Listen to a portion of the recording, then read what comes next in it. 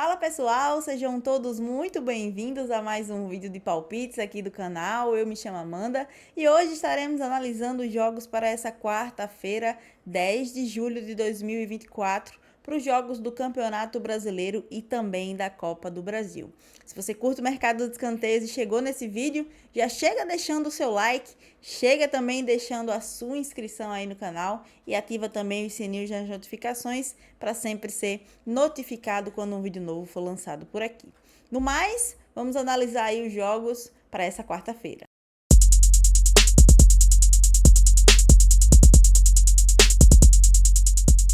Bom, galera, antes de começar aqui as nossas análises, não sei se alguém notou, se não notou, vai notar agora. Eu estou com um leve arranhão, também talvez não tão leve assim, mas eu acabei me machucando sozinha com a minha própria raquete de beach tênis e ficou assim no meu nariz. No momento eu achei até que poderia sangrar e tudo mais, mas graças a Deus não aconteceu nada demais. Só ficou realmente um hematoma aqui bem no meio da minha cara e tá dolorido o nariz, mas no máximo é isso. Só para que vocês não achem estranho, eu estou comentando isso com vocês também.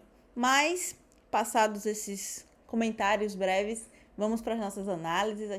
A gente começa aqui no Campeonato Brasileiro. O Vasco recebe em casa o Corinthians, dois times que estão na segunda metade da tabela de classificação. O Vasco é o 13º colocado do campeonato e vai receber o Corinthians, 17º colocado da competição.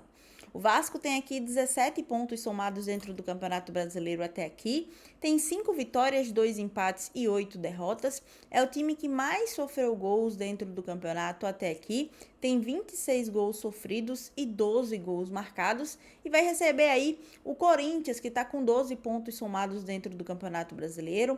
Tem 2 vitórias dentro da competição. 6 empates e 7 derrotas, 20 gols sofridos e 12 gols marcados. No mercado de escanteios, nós temos o Vasco, quando joga dentro de casa, tem uma média de 9,3 em escanteios entre marcados e sofridos, uma equipe que mais cede em oportunidades do que marca em escanteios jogando como mandante. E o Corinthians tem aqui uma média um pouco mais equilibrada como visitante, uma equipe que marca em escanteios e também cede muito em oportunidades. Apesar de ceder mais em oportunidades, é uma equipe que marca bastante escanteios aqui também.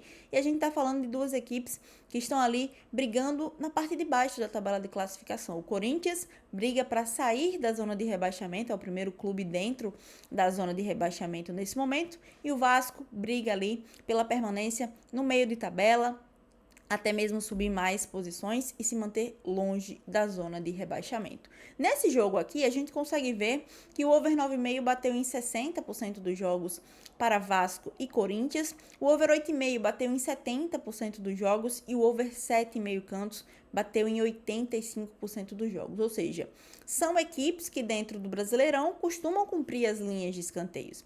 A minha sugestão para vocês, para Vasco e Corinthians, é levar para o live, levar para o ao vivo e buscar pelo menos 9 escanteios nessa partida. O acima de 8,5 cantos, mais de 8,5 cantos, é o que eu deixo para Vasco e Corinthians. Bom, ainda pelo Campeonato Brasileiro, às 7 horas da noite, o Atlético Paranaense recebe em casa o Bahia, duas equipes que estão na primeira metade da tabela de classificação, coladas ali, uma do lado da outra. O Bahia é 5º colocado do Campeonato Brasileiro, visitante nesse jogo, vai visitar aí o Atlético Paranaense, que está na 6ª colocação. Mostrando a tabela de classificação, apenas 2 pontos separam o Bahia do Atlético Paranaense, o Atlético Paranaense do Bahia.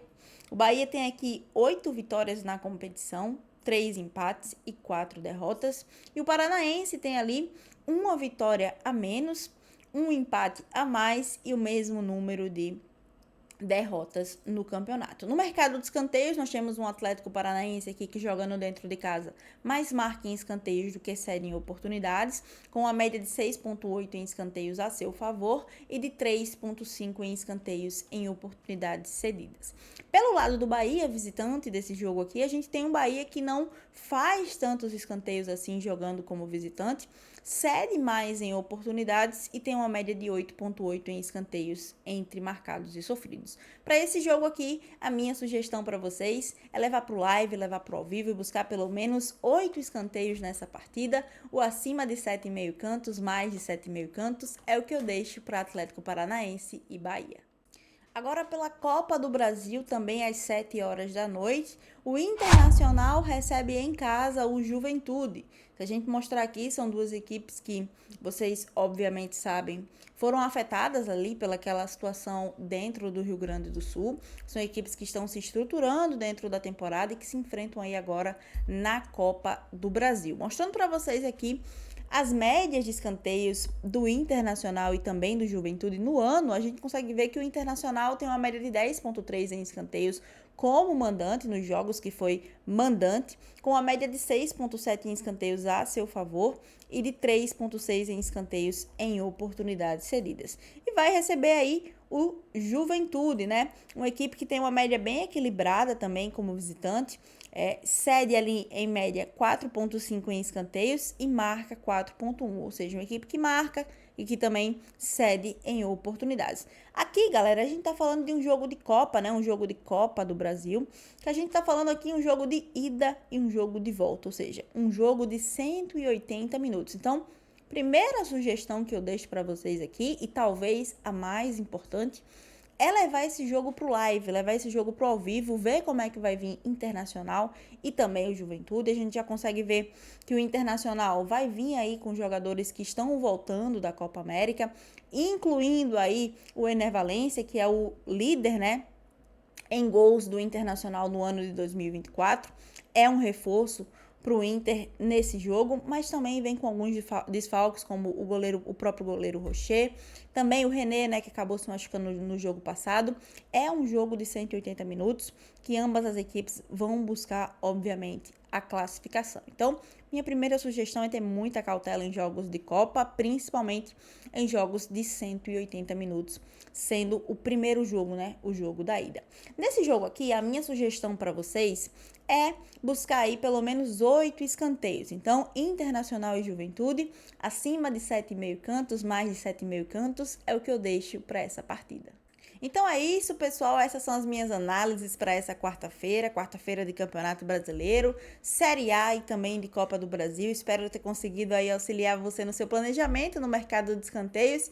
E no mais, eu conto aí com a sua participação para fortalecer sempre aqui o nosso trabalho dentro do canal. Se inscreva se você não for inscrito. Ative também o sininho das notificações para receber notificação quando um vídeo novo for lançado. E deixa seu like, interage nos comentários.